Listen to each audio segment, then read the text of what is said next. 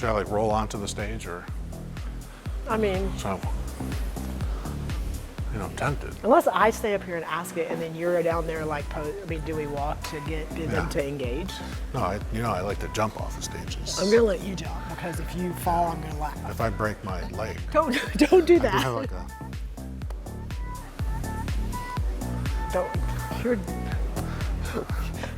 You don't have a sky hook. Don't even try it. I don't have a sky hook. No. This is true. I don't even have a free throw. No. I don't even have a free throw. No. I have a toss, but Yes. You have I don't even know what it is. You have it's like crooked.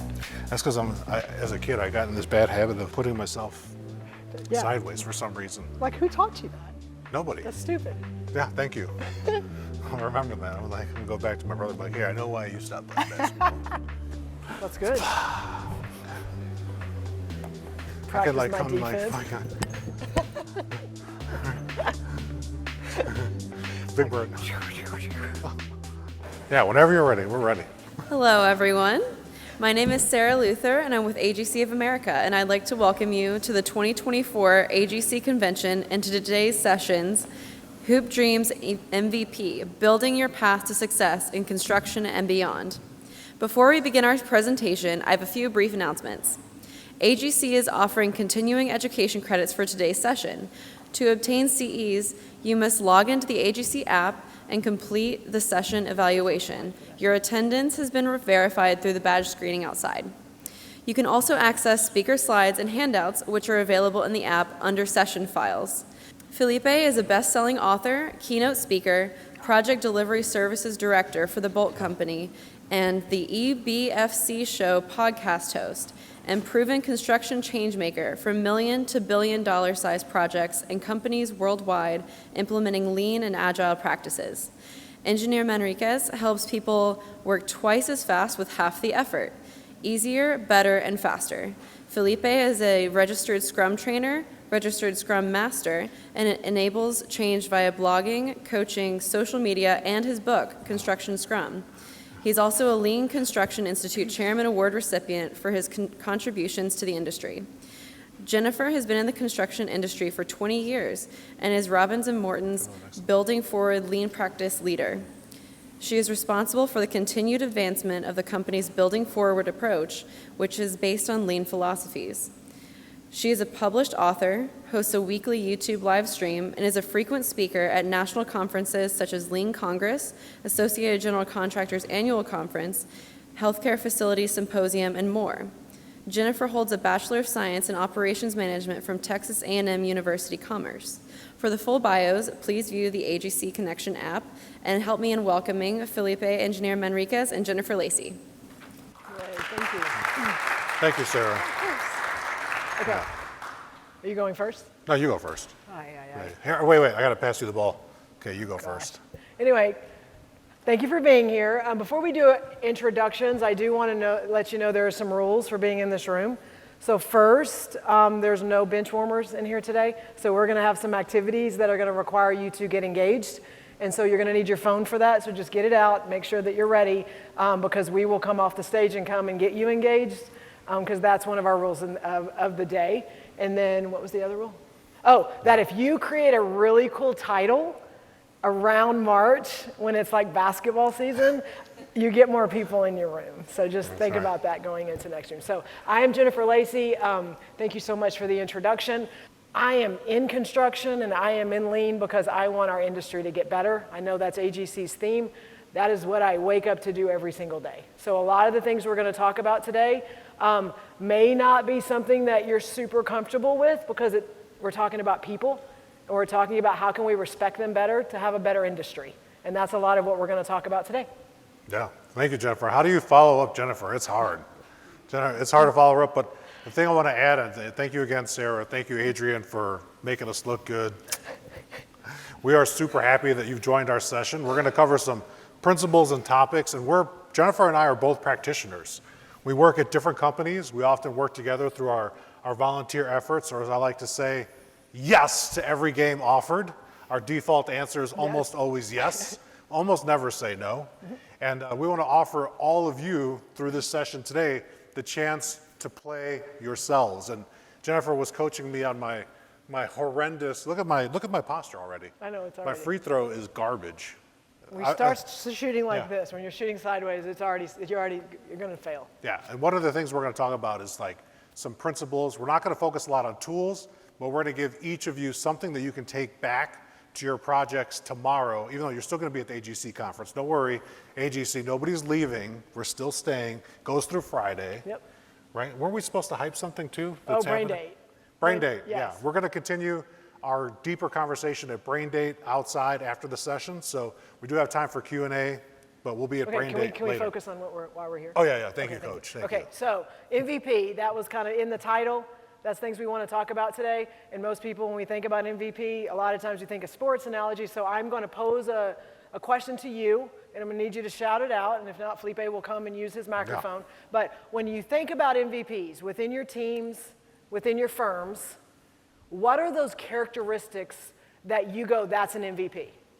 Okay, so again, one or two, what are those characteristics that for you, when you see people with these things, you know they're going to be rock stars, they're going to be high performers, they're going to be people that are going to take care of business. What are some of those characteristics? Energy. Energy. Who said energy? All right. Toss you a ball. Thank you. What else? Yes.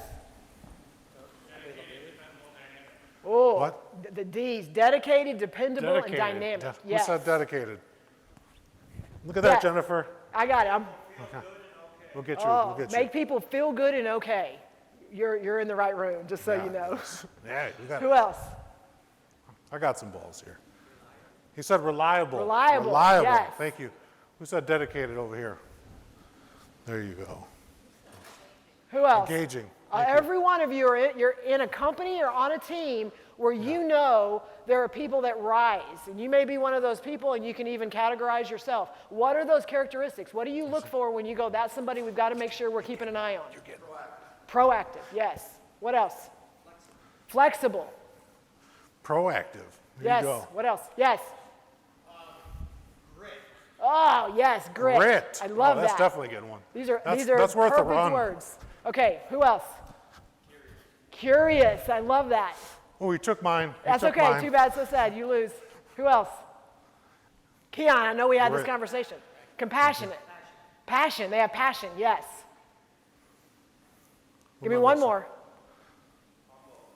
Humble. Listener and humble, yes. Oh, So who Felipe, said humble back here? I asked you this question. What were your answers? And you can't copy the ones I told you about earlier. I said creative. Okay, creative. That was one. Okay, what was your other one? I got him. Yeah. My What other was your- one, after creative, Uh-huh. I can't remember, Jennifer. Okay, that's okay. So mine, I have two, and mine go down that they go to people that can deliver, and deliver can mean a lot of things. Do they get things across the finish line? Do they follow up with what they say they're going to do? So deliver, and do they develop their people?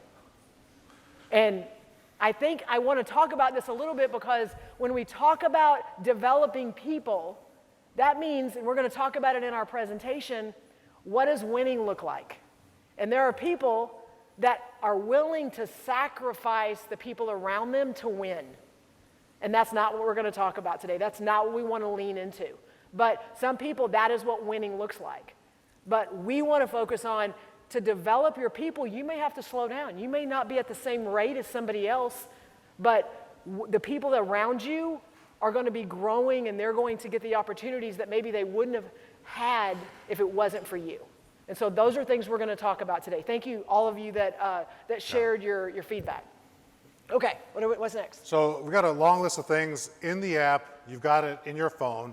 As Sarah reminded all of you, you'll need to give us some feedback in the app. And you've got this full list, but the one thing we want to focus on is in the number 2 spot in green, prioritize. We want to focus on prioritize. There's a lot of things you can do. The last time I surveyed, there's like 50 plus lean different tools to use. And there's many ways to assess leadership and capabilities. But we're going to focus on the top things today to get you off of your seat and into the game. Mm-hmm. So we're going to focus on respect for people, and it's going to be interactive. So keep your phones handy because we're going to come back to them. You ready? I'm ready. All right, okay, so what do we start with? Okay, the first thing we start with is on my chest, respect for people. This is the first principle in lean construction that starts with a soft thing, an emotional thing. The first thing we want to start with is how we show up, how we treat ourselves. Your ability to respect other people that you work with is a function of how much care and respect you give yourself. You can never treat people better than you treat yourself. That's the limiting factor for your respect level. Oftentimes we come to project teams and we have issues, we have unfiled grievance reports, we have disrespected people, disrespected teams in design, in construction, on the site, in the office, side by side, people playing together, even across the table with competitors. We still can show up with respect, and you can increase that yourself by extending your arms around you. After that, a lot of people will say lean construction is all about making things better, continuous improvement. And they always think that that's the number 2 go-to thing, but it's not, because you can make the right things or the wrong things better faster, and that creates more waste, right? So we want to focus on the second thing is to generate value. And we're going to show you today, we're going to ask questions to do that, like we did in the warm-up. We didn't know who was going to show up. No, we didn't. We didn't know. Nope. Right? So we had to ask. So we asked for engagement. In your teams, here's a nugget if you're keeping notes, something you want to factor in and respect both the people that can speak on the fly and the people that are the quiet thinkers. Do both. Address both types of people. They're on our teams. Yes. Right? So generate value, don't guess, ask. And then once you have that, then you can focus on flow. Get that value stream happening faster. What's the thing that you're doing that your client values, appreciates, and even pays you cold hard cash? That's the focusing on flow. When you have those things figured out, then you can think, okay, what is not helping me deliver more value? Then you go to eliminating waste. And all of the slides, because we wanted each of you to have this, guess what? It's in the AGC app. You click on the slideshow and they're all right there for you, because we don't want you to waste your time emailing us or DMing us. We want you to have that instantaneous slide access immediately so that you know what we're talking about. Okay. And then it's continuous improvement. Yes. Then, and only after you start to adopt that every single day, making things better, like my free throw. Jennifer coached me today. It's post up, feet level, follow through, extend all the way. Yes. Look at that action. That just happened today. And then the last thing is we optimize the hole. Yeah. You can't start with how we're playing this whole game until I could get my free throw right, because you know that Jennifer is going to follow me and I'm going to have to take some shots. It's inevitable. Okay. So hit that QR code on your phone. We want to hear from each one of you. You can hit the next one. That's the teaser QR code. The next one's coming up. In the Plus Delta app, the principles I just described are there. I would like you to start with respect for people and tell me what that means for you, the individual, because we're working on your MVP. We want each of you to be the most valuable player. So what does respect for people mean for you? And then for extra credit, you can enter in a comment for the right on value, flow, waste, optimizing the whole. Okay, can we reset real fast? We can absolutely One, reset. because you threw a QR code up there, so if you get your phones, you open up your camera, you can scan that QR code. If it's not working for you on your phone, then you can go into your phone, type plusdelta.app. It's a web-based one. You're not having to download anything. You go plusdelta.app. It'll ask you for a code. What is the code for this session? It's that code. You put your name in, and it opens it up as well. So you can scan it with your phone, or you can just go to it, go to Google, and do plusdelta.app. And what that's going to do, it's going to open up a free service that is out there for the industry to use. And if you go in, put your code, put your name, it's going to open up to something that looks like this. And it is a platform to foster collaboration. And so in this room, every one of you now have the ability to go in to each of those columns, add a note, give us your feedback. And so the question is, when we talk about respect for people in our industry, what does that mean to you? Why is that important? What does that mean to you? We want to see those things. We want to see, when you think about respect for people, when you think about delivering value, is that just making money? Is that just hitting the schedule? What is that? And so we're asking you, please go in and give us your thoughts on what are those things, those categories. Start with respect for people, work your way across. We're going to pull it up on the screen live. Okay, so as you're typing things in, we're going to look at them, and then Felipe is going to dig into some of those. Yep, and just like in basketball, you got the chance. Is it possible to get a single point basketball, Jennifer? Yeah, free throw. It is, at the free throw. And then you can shoot from the field for the 2-pointer, and for extra credit, you can answer 3 of these and get that 3-pointer. So it's up to you. Jennifer is going to alt-tab her way into the live view. All right. Said, so respect for people's yes. So this is live. So you can see this live right now. Those of you that have done and added a respect for people one, move over to delivering value. What is delivering value? What does that mean? How do you define that? Why is that important? So you got a live screen right here. A lot of screen. And if you see something, somebody wrote something, you're like, ooh, that really resonates with me. Hit that thumbs up button and then move on to the next column. Yep. And it upvotes somebody else's thought. So you can see somebody already upvoted that one. So you can see what other people have. And again, everybody has access to this, and we can get you, how do you find it later to be able to use it in your meetings? This is a free app that everyone has access to. You can use it for Plus Delta, or you can use it for a collaborative platform. Okay, so we have interest. Are you going to start digging into this? Yeah, so we see live. So we've got feeling heard, being listened to.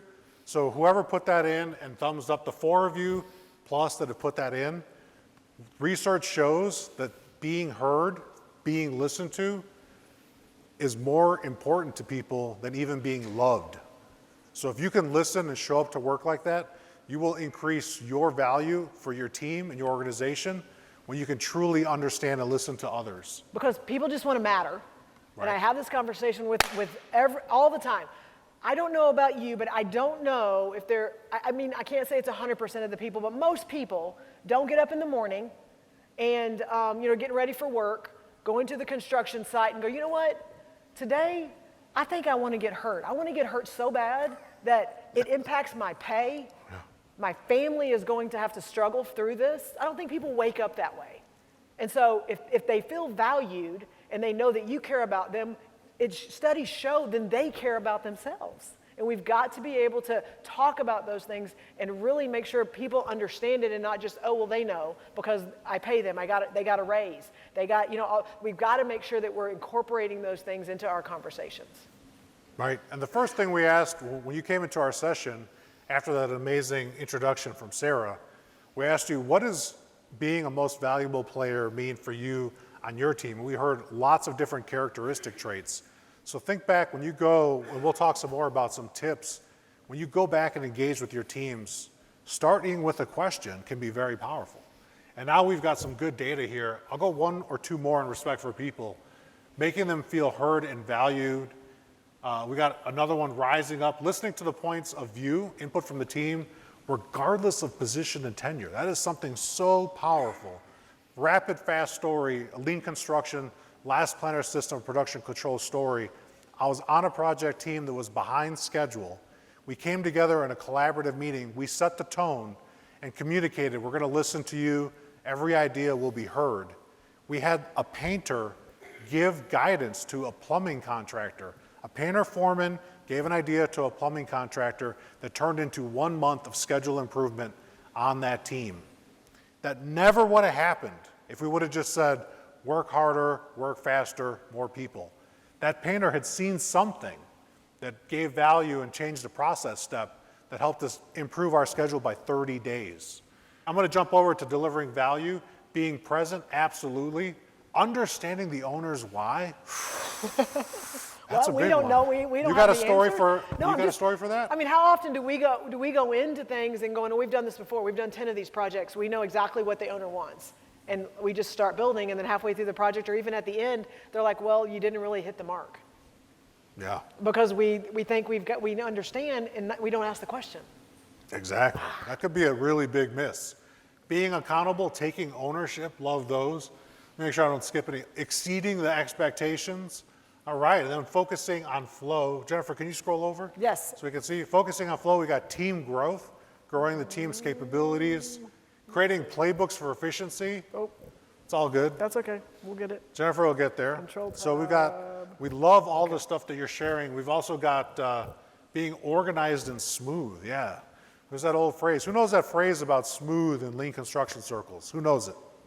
There's a quote about smoothness. Oh.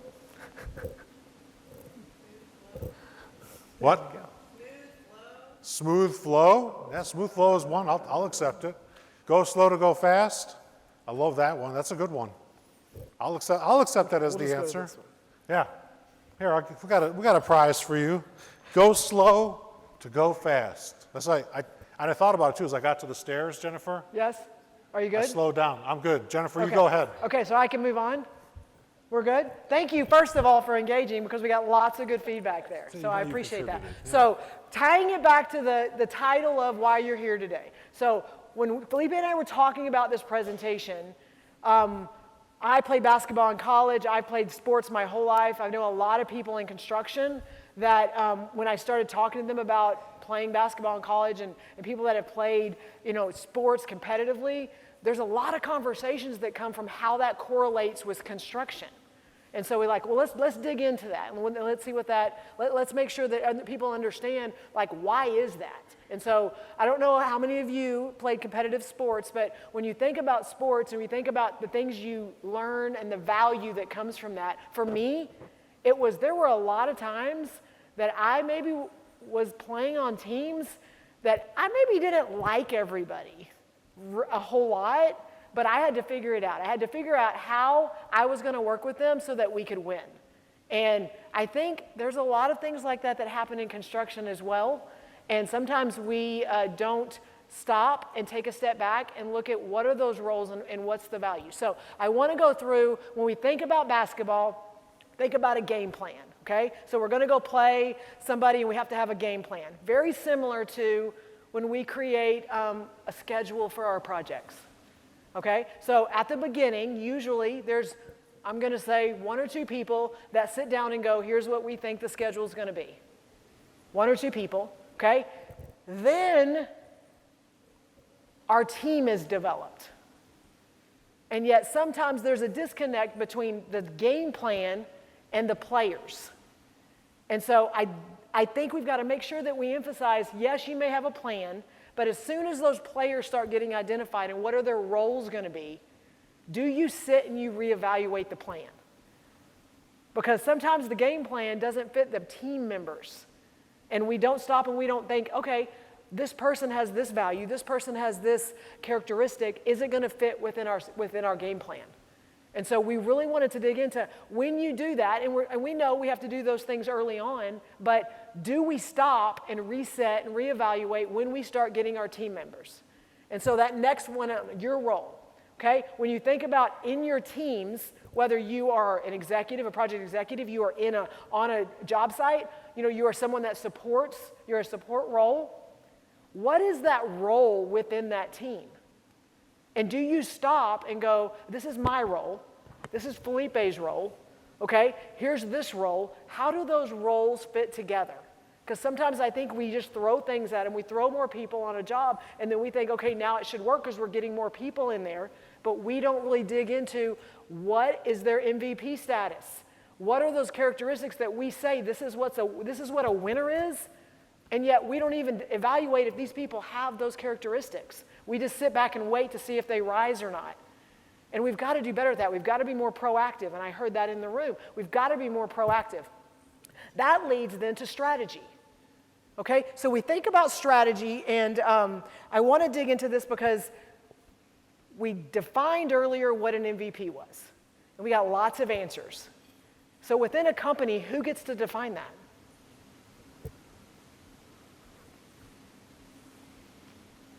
Is it one person? Because we had a lot of answers in here. Were any of them wrong?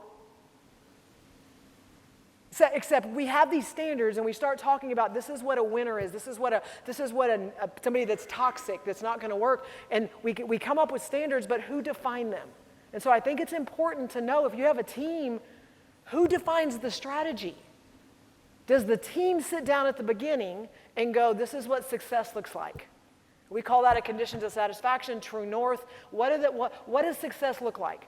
Because on one project, it may be different than another project. And so if we're not stopping and having that conversation, then we're going to sit there and we're going to be playing a game and we're going to be putting players on the court and off the court. We're going to be doing that throughout the entire project. And at the end, the person that matters, the client, is going to go, that's not really what we wanted.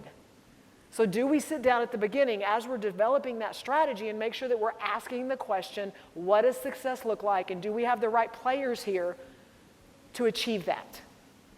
And the last one is that scouting report. Now, it's last. And when I remember in basketball, when I played and when I coached, the scouting report was first. Because that's what prepared us. But in construction, when we're thinking about a scouting report, okay, we think about lead times. Okay, we have to think about that at the beginning, but also throughout the project. Okay, when we think about manpower, we think about the experience of our people. That all can't happen at the beginning of the job. Some of those things happen throughout. Okay, when we talk about retrospectives, how many of you do retrospectives at the end of a project to find out what worked and what didn't work? Raise your hands. Okay, so not everybody does that, but how do you know how to improve for the next job? So retrospectives, I put scouting report at the end because to me, retrospectives are, yes, we need to make sure we have that information throughout the project, but we also need to do a really good job of scouting and making sure we're capturing what worked and what didn't work for that next project. And again, there's lots of ways that you can do that. You can start with just Excel, you can have a form, you can have a lot of ways to do that, but are you sitting down afterwards, not only what did we screw up and how do we do better, but what trades rose up? What trades maybe need some help, and next time we need to make sure that we're communicating that to our next project. Okay, who killed it? Who do we need to celebrate? Like, those are conversations we need to have at the end of our projects, because then our project teams are going to continue to get better. And is that all I had for that one? Oh, there's one more thing to add on. Yes. Yeah, one more story to add on. We have a project where we're digging a giant hole. We're going to put up a multi-story building in California. You got to go deep for deep foundations if you're going to play so that your building doesn't fall down in an earthquake. So our project executives got together and said, we're digging a big hole. Who else is digging a big hole? And they were like, oh, this team's digging a big hole. Another director put his hand up. And so they said, you should bring your team to our hole so you can see how we're playing our game. And they even have this most valuable athlete. And they said, bring your trades responsible managers to our job and bring your boots because we're going down. And we went down 55 feet into a hole. We walked in the space. We looked at, because of that scouting report, where they're in this beautiful conference room with no mud, and they decided, let's bring the people running this to the hole to get dirty, play the game, and ask the players currently in the hole what's working well, what's not. What's the strategy? What happened when you hit this unforeseen condition? What did you do? What was your process? And have an open, honest conversation so that we can take that next team and elevate them. The hope is that we only make the mistakes one time, right? But if you never play the game, go see, get in the mud, literally get in the mud and learn. It's huge, makes a huge difference. Well, I think to feed off what you just said, our industry sucks at communicating and sharing stuff. Like, it just sucks. And so how many of you open your job sites up to other companies to come and look at what you're doing? Raise your hand. How many people open your job sites up to let other companies come and look at what you're doing? 3. Why? 4. Why don't you? Let me tell you why. Because this is the answer that I get every time. Well, what if they come on our job site and they steal the things we're doing? I'm just going to help y'all understand, we are so beyond that. Our industry is broken. Our whole industry. Okay? So if a company's doing something that's working and that is helping and that it's making things better, and another company comes in and they get it and they go implement it, then guess what? Our industry's getting better. Like that, bottom line. And if you're already doing it, guess what? They're already behind you because they're just starting it. So like, we've got to do better at opening up and sharing and letting people see the things we're doing, because that's going to continue. That scouting report is not just going to be limited to one job, one company. It's now going to be shared across an industry. Okay, Yeah. so now what's next, Felipe? Well, that player theme too, like, the players change teams all the time. And if you look inside of your companies, most of us have attrition rates on average in the United States at 25%. So a quarter of your workforce just came from your competitor. And likewise, a quarter of their workforce came from you.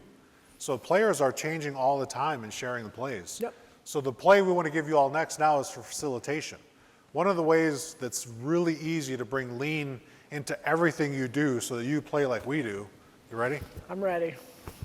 That is not a shot. It wasn't a shot, it was a pass. That wasn't But even a pass. So pregame, right? That what happened on the fly. Not a pass. That's not a pass. Right, let's see, give me the pass. Okay, there we go. So we didn't pregame. She didn't know I was gonna take that pass, not a shot, to her, right? So one of the first things in meeting facilitation is, if you're running the meeting, what's your pregame? So in meeting facilitation, we have what's called opening, in the session, and then closing. Before we open, prepare, pregame prep. It could be as simple as creating an agenda of talking points and answering one question. What is the purpose of this meeting?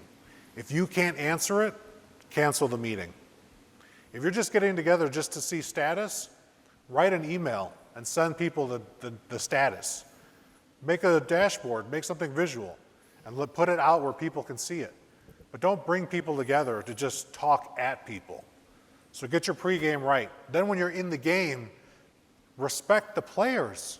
You've got a massive opportunity. If I'm bringing this part of the room together to talk, and all I do is talk at you for the hour and never ask you anything, I just dismissed all of the genius and the creativity here. That's why I said creativity, by the way, for MVP. You've got to make space for your team members to show up and play.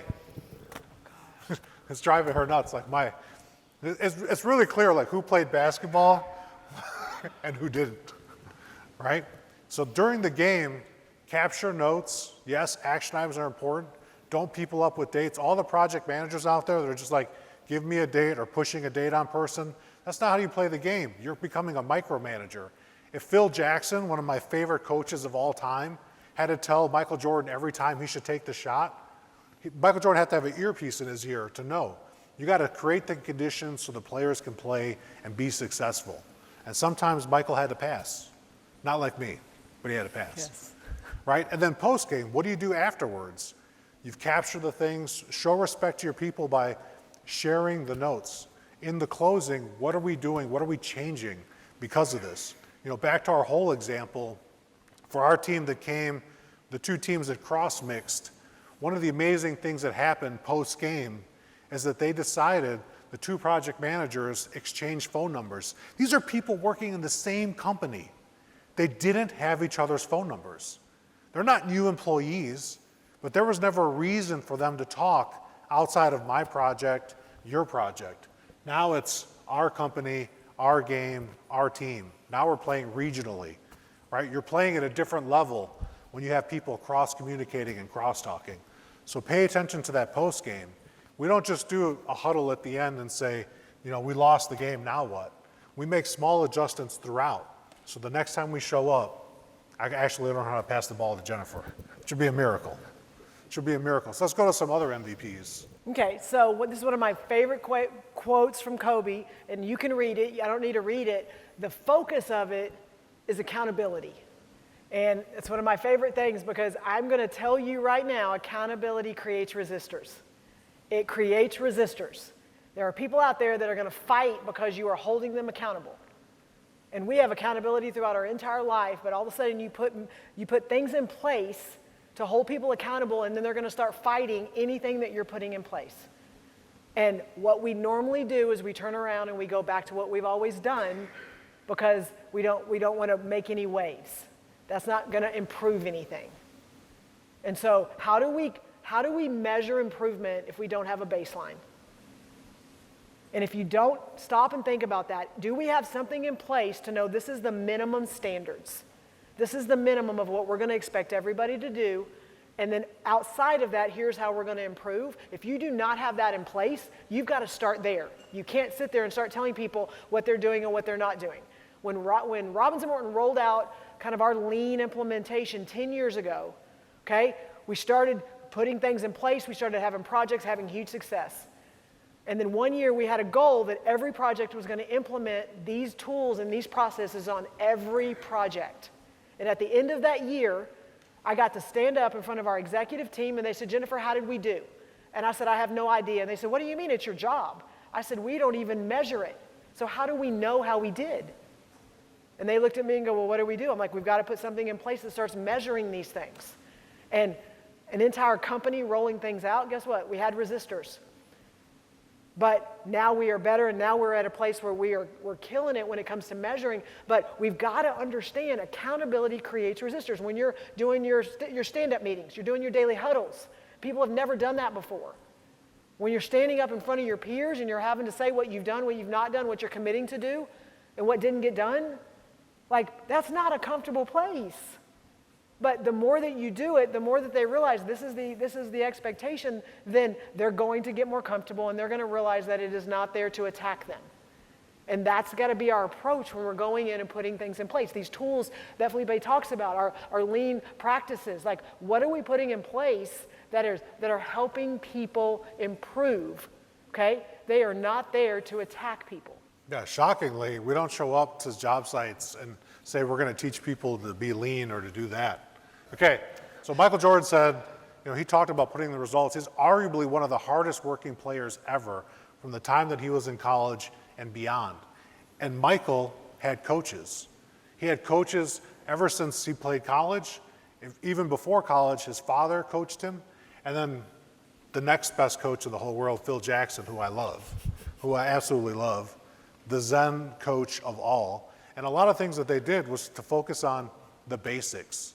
Michael, you can watch the documentaries and see him taking thousands of free shot. In what we do in construction, and especially when it comes to the lean tools, we don't practice. We don't practice the tools. We don't practice facilitating. We don't take advantage of what I just heard today, free simulations that are available to everybody online. A community of people teaching for free content. The Lean Construction Institute has a website with terabytes of free information so that we can get our hands on these things and practice. There's no excuse not to practice unless you don't want to be the MVP. If you want to just be average and just get by, that's okay. But we said in this session, no bench warmers. Yes. So be like Mike. You want to be like Mike, you post up, you're ready to take your shot, and I practice tongue out.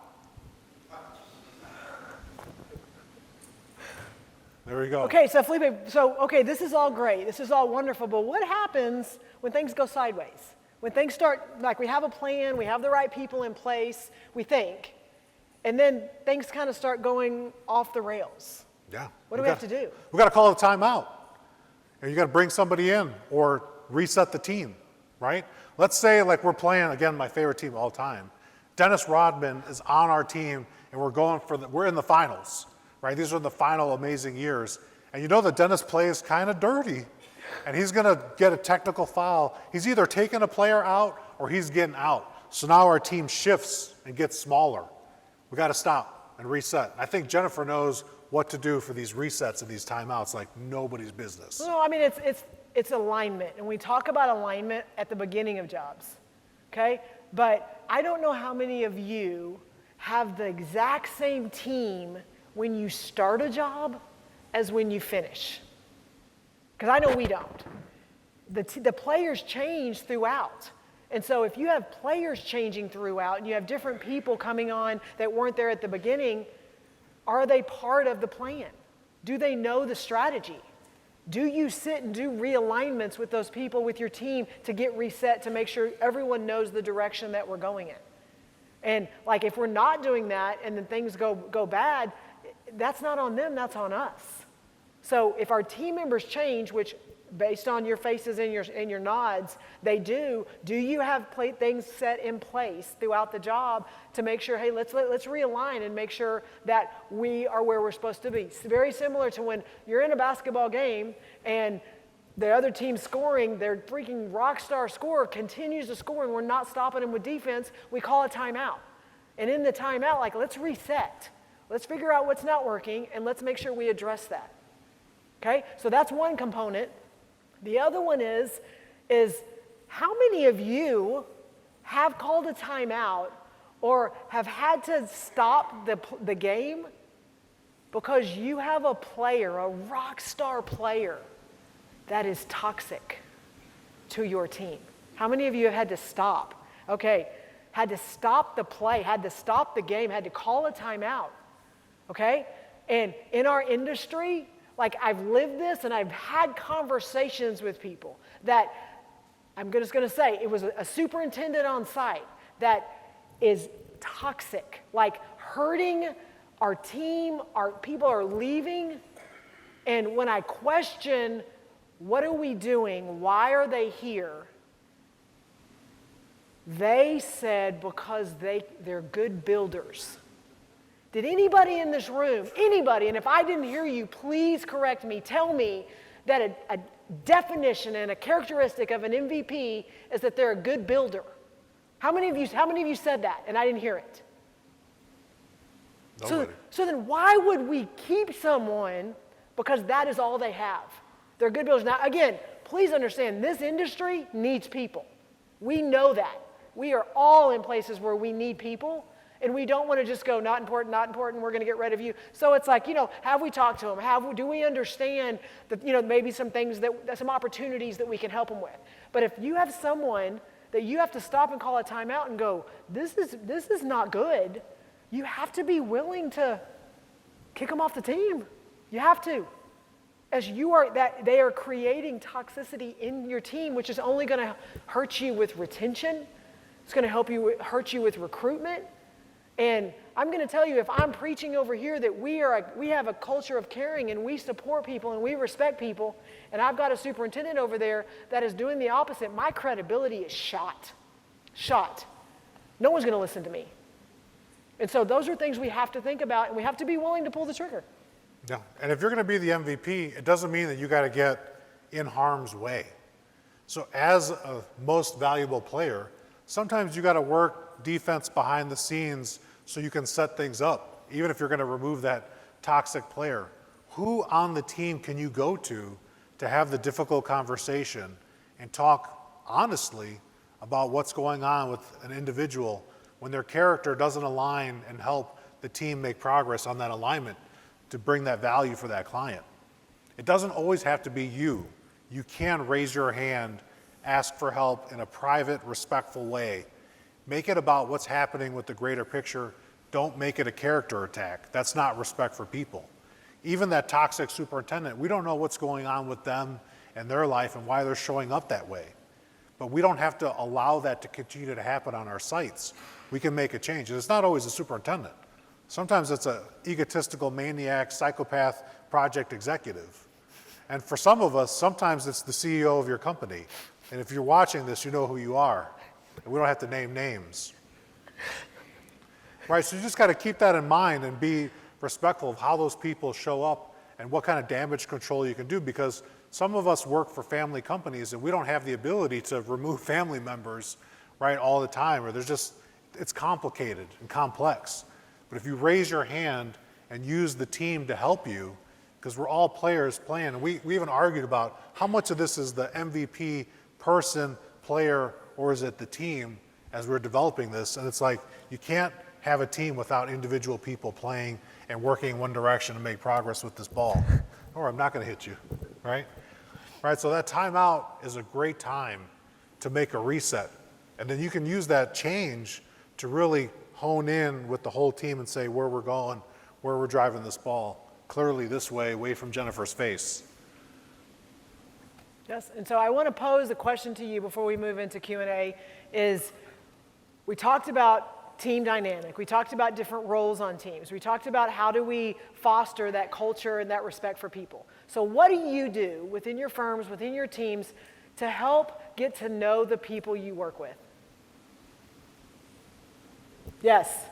So, of course, I work in a campus at San Diego State University. So I put time during my day to talk to people as I walk around. I stop and I deliberately talk to people, my students, staff, people. I never get to the meetings on time unless I leave early because I want to talk to people. I want to connect with them. That's a great one. We can do that everywhere. Who else? What do you do to get to know the people you work with? Yeah, who else? Who else? We have one here. Yes. It's camera. Oh. I usually take one of my team members. It doesn't matter if they're like above me or one of my coworkers out to lunch at least like once, like personal one-to-one lunch at least once a month. Nice. Or drinks if they prefer that. Good ball. You're keeping Jennifer Who else? safe. Thank you. In the back? We got one in the back? stand up, scream loud, you got it.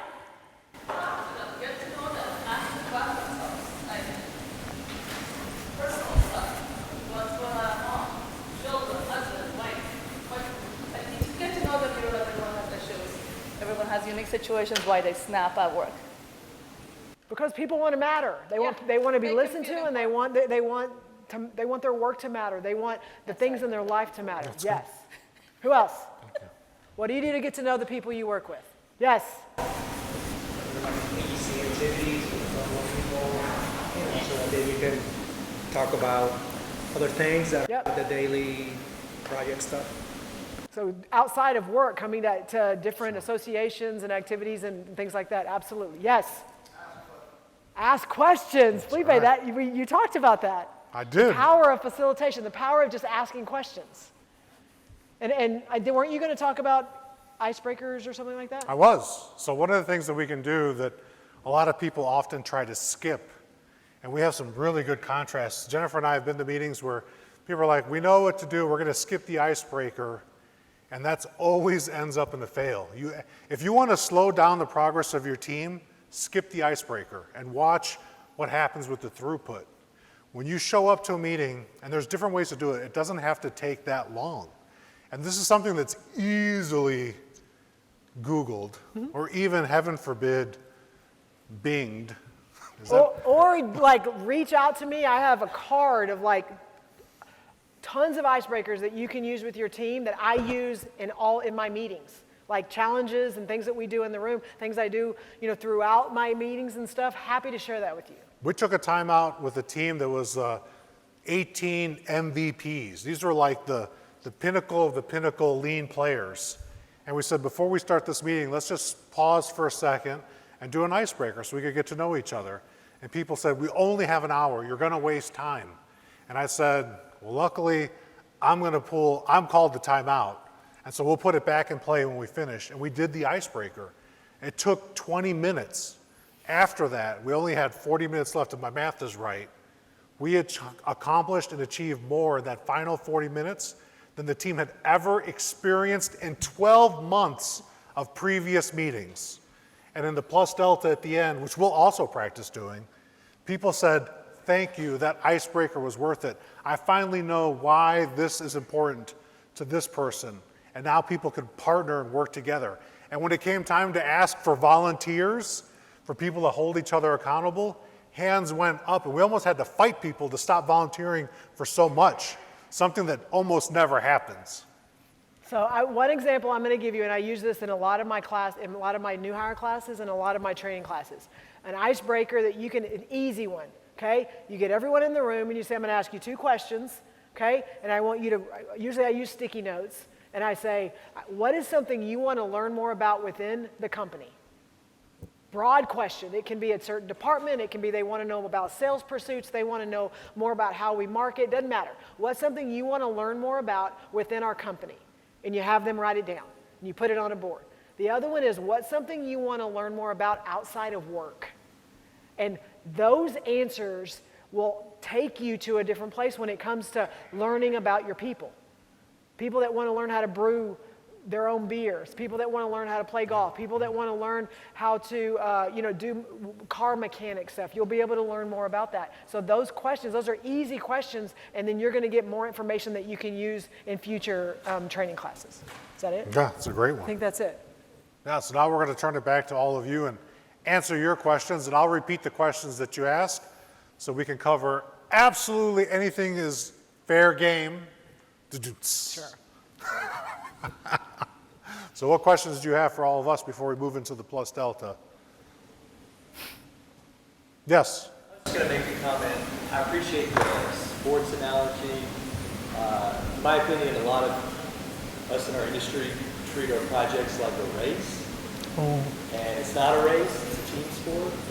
And so to me, that resonated. Yeah, thank you. We did steal from Keon's past AGC presentation to make sure we brought the big visual, so thank you. It's definitely not a race, so you're going to wear yourself out. We play for fun. We play to play. Yes. We saw some hands up this way. Let me go this way. Yes. You talk about timeouts and like if you have a toxic someone on your team. Let's say, what if that person was like somebody that's obviously higher up than you?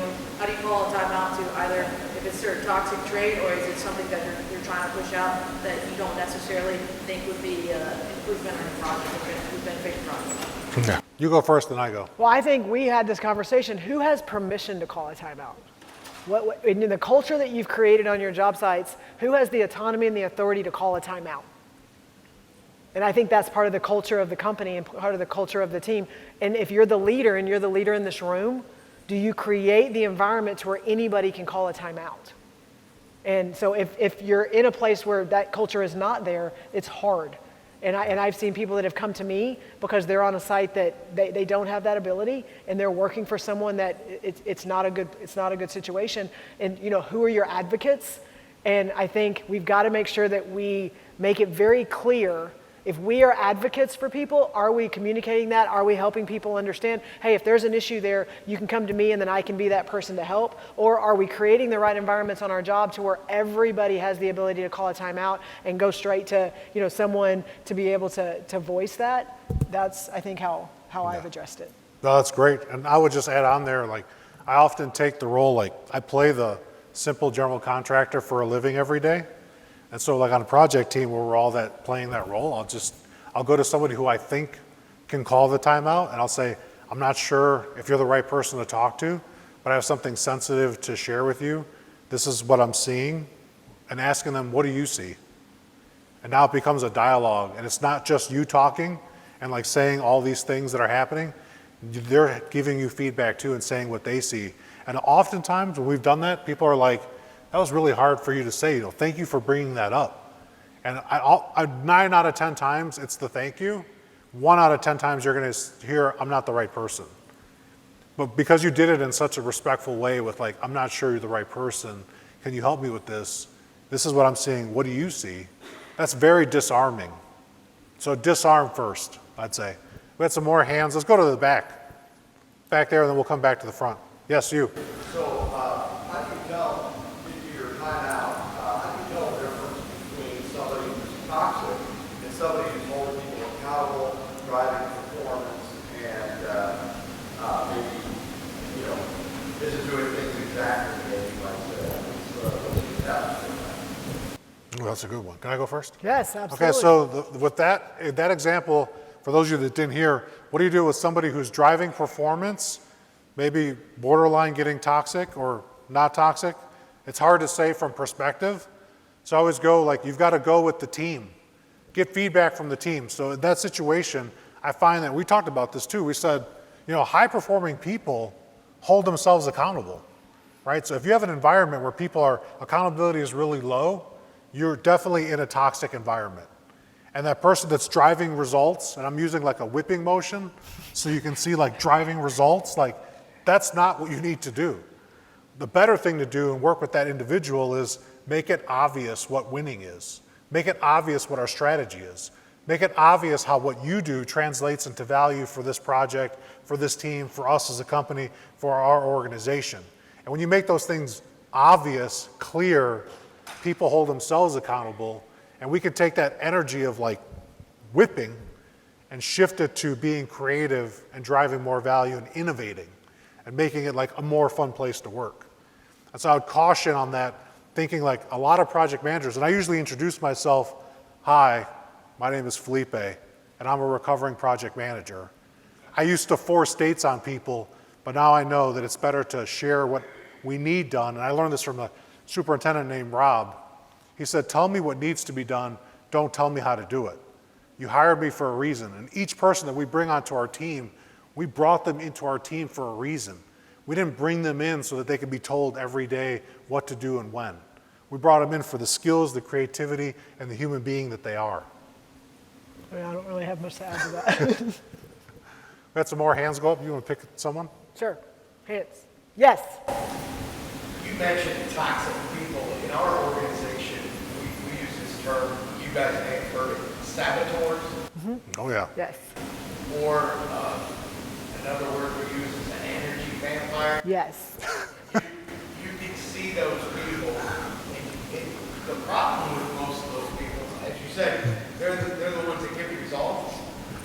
But, so you tell yourself, they're too valuable, we can't get rid of them. And in the end, if you make that hard decision, especially the earlier in a project, or anything, you'll know. I 100%. And we get, historically, we just dealt with it. We just, because they can build, because they have the ability, because they hit their marks, like that was enough.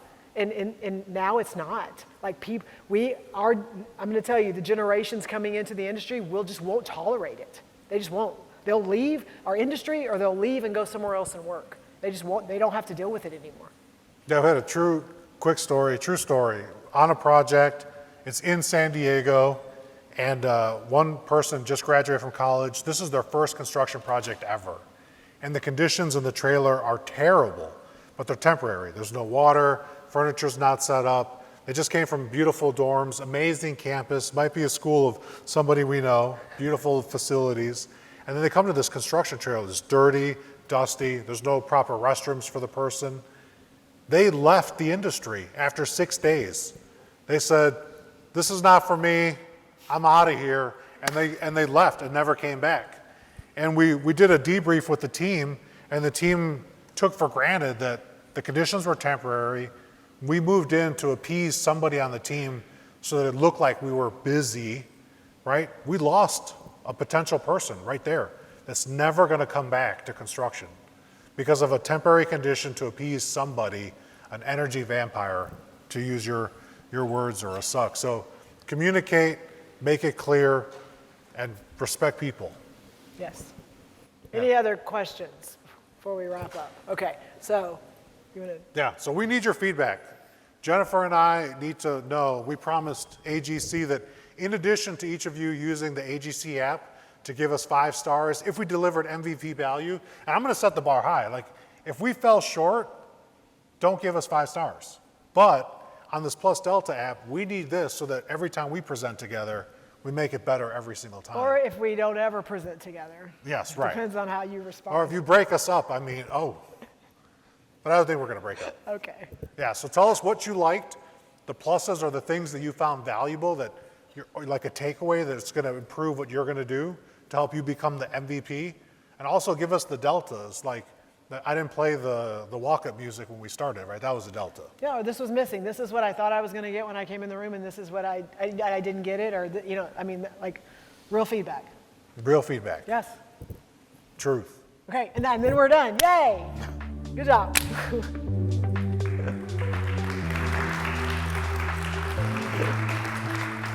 Thank y'all very much.